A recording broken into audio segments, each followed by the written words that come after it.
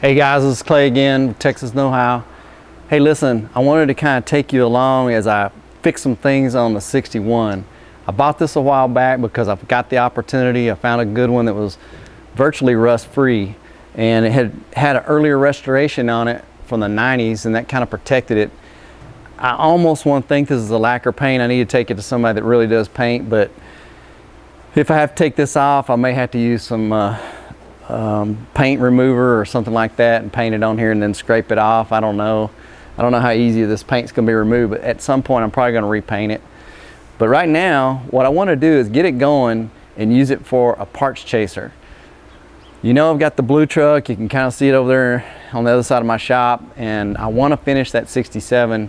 I started the Crown Vic swap on it. I've got the front end under it now. I've got the rear end under it. I put all the body parts back on it and brought it from Virginia, and I thought, this thing's running, it's just not running good. So why don't I look at the engine, find out what it needs, get it fixed, and use it. Just use it for a parts chaser while I'm having fun. This is such a neat truck. It's that unibody, as you know. I love it. I had one when I was in high school. It was 63. This is a 61. They built the unibody from 61, 62, and 63, 3 years of it. So this is the first year. It's got these neat, unique things like the tailgate latches and just all kinds of cool stuff that I'll walk you through. But right now, let's go around the front because I did a compression leak down test on this and it's not looking good. 3 cylinders are not holding pressure hardly at all. It's not reliable. We got to fix it.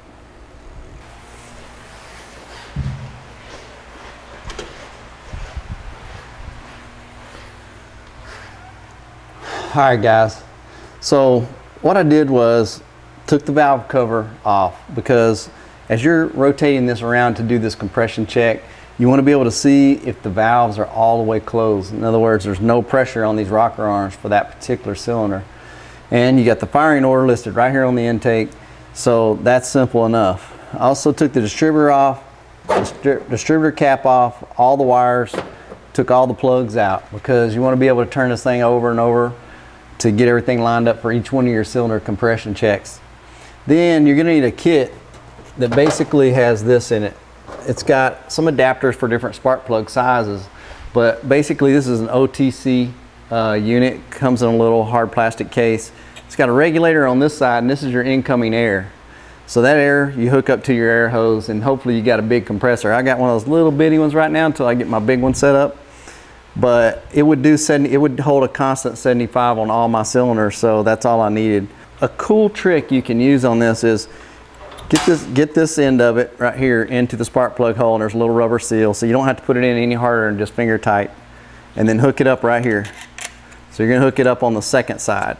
Once you get that connected, after it's already screwed into the spark plug hole that you're gonna test, let's just say we're gonna start with number 1. Then I had my air right here, and I would slowly bring this up where I would hear hissing, and that's one of the valves, either exhaust or intake, letting the air just blow through. Then I got a ratchet, put it right here on the front crank with a 13/16 socket, and I just started turning clockwise because you don't want to take your crank pulley off. So I just went clockwise. It's pretty easy to turn because there's not any spark plugs in it, so you're not getting any compression, except for on this one. When I see the 2 valves, especially when I follow the intake runner and I know the intake valve is down and open, I know it's drawing in that fuel air mixture, hopefully 14:1 or they're close. Pulling it into the cylinder, so I know now when that thing turns around and that valve comes back up, it's coming up on the compression stroke. You can hear it hissing here until those valves close. When those valves close, you start feeling a lot of pressure pushing back on your wrench. Then I would just take this thing off a little bit. I'd bring it up, timing mark down here for number 1. When it approached that timing mark, I knew it was close to the top. Then I'd bring this up to 75. And when I brought it up to 75, you can read this one and see how much of that 75 PSI is staying captured in that cylinder. It's either going to blow out the valves that are not sealing well, or it's going to blow past the rings. That's the ways out of there. Let me show you the results. I went through, I'm not going to bore you with it, but I went through each cylinder, got each one at top dead center on the compression stroke. I could look at the valves and tell if it was on the compression stroke. And then I got some pretty bad results.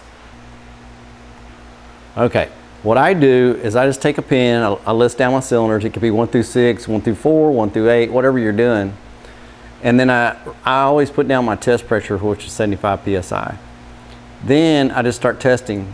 And as I blew through number 1 at 75 PSI, I got 65. So that's 13% loss.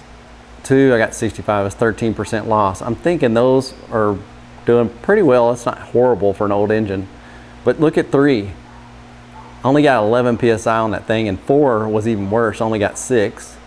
Get over to 5, I'm getting 61. I couldn't manage to get the 65. There's probably 2 of the rings that are probably lined up there where the gap is letting a little bit more through. And then on 6, I'm back down to 22. So if you think about it, these are the percentage loss that I have. And I got that from a table that comes with that unit. Not good. So what I'm going to do now is I'm pulling the head off this thing. So I'm going to time myself and see how quick I can get this head off. Being careful with it. I don't want to mess it up. I need to free up this bay in my shop to do some other work. So once I get this head pulled off, I'm going to push this truck out of here and put it in another garage I have. And I'm going to get started. All right, guys, the more I look at this thing, the more I want to just pull this engine out. I need you guys to help me make a decision. So, you know, I'm working on the blue 67. Did the Crown Vic front on it, put an Explorer rear end under it, got the frame all painted, got it all pretty much ready to put the engine back in and keep working on it. But, you know, this 61 kind of came into my life and I decided to buy it. So here's the dilemma. I could set the thing aside, it won't run like it is, and just let it sit there. Now that I have it, I got it, you know, just let it sit in the garage somewhere and keep going on the 67, keep that series on YouTube going. Or I could take a little bit more time and just pull this engine out. And the reason I'm thinking about pulling it out, not to do the Crown Vic swap on it yet, but just pull it out to address a few things that make it unreliable. First of all, and I'll get some pictures of this so y'all can see it, but the front mount on here is a car mount, not a truck mount, and it barely reaches the frame here. So somebody put a piece of 2x2 heavy angle underneath, bolted it to the frame, and then bolted that up to the car bracket, so it's jerry-rigged. I didn't even notice it when I was buying it. When I got it home, put it on the lift, I saw it. One of the problems is the oil pan is leaking horribly. Well, the 2-inch angle iron that's bolted under there holding this engine up is blocking the bolts for the oil pan, so I can't get those front bolts off.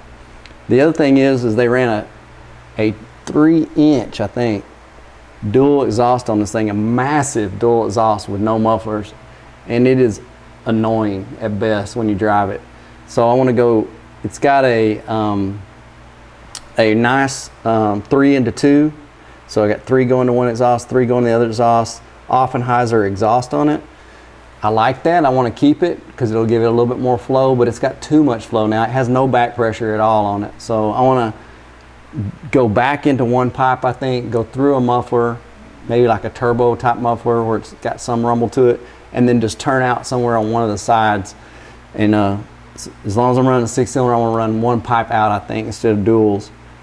But I'll leave this to get a little bit more performance out of it. So I want to fix the exhaust. I want to fix the fuel lines. They abandoned the fuel lines and they ran some nasty, just janked up, hand bent lines, and they're all hanging around in here, banging around on the frame as you drive. I don't like it. So I want to clean up the fuel lines. Another thing I want to do, so I got the mount, I got the oil pan I got to reseal, which I could do, but the mount's in the way, so I got to redo the mount. The exhaust, the head needs to come off and have a valve job done on it, and I'm sure it doesn't have a hardened seat, so it needs hardened seats on it. But if I did all this, I think I could do it all in like a month, you know, working a couple nights a week on it and on the weekends. I think I could get it done. I'm just going to yank this engine out. It's going to make it so much easier to do all this stuff. Just pull it out here, get it on a stand here in the shop, flip it around, build that new mount for it and everything, get it just like I want it. I'll make some measurements here, and I think I'm going to fab a mount that I want to make for the front of the frame here. And then it's got good brakes, it's got good bearings on the front wheels, the back bearings. Frankly, I hadn't even been able to drive it enough, and it's so dang loud that I can't tell if the back end's got any problems on it, like bearings or anything. I don't see any liquid dripping out of them, but If there is, hey, that's pretty easy. I can put some new bearings in the back. It's got a 4 9-inch in it. I don't know what the ratio is, but whatever came with 6 cylinders, I'm sure is what's in it. So there you go. Here's the decision. Do I just put this thing aside, don't dive into a whole nother project, and finish the 67? I want to let you guys vote. I'm going to publish this video, and I want you guys to chime in the comments below and let me know what you would rather see, because I can do either one. I can continue to work on my 67, get the floor pans all patched up, go ahead and do the interior paint on it, get the dash all smoothed out and get finished, put the engine, put the 352 back in it on that Crown Vic front end, and get that thing rolling. But it's going to be probably 6 months of work with my video schedule, you know, maybe one a week or something like that. This I think I can do in about a month. Then I'd have a parts chaser truck that's fun to drive, and I can get a little fun out of life while I continue on the 67 and do it right. So the 67 first or the 61, y'all let me know.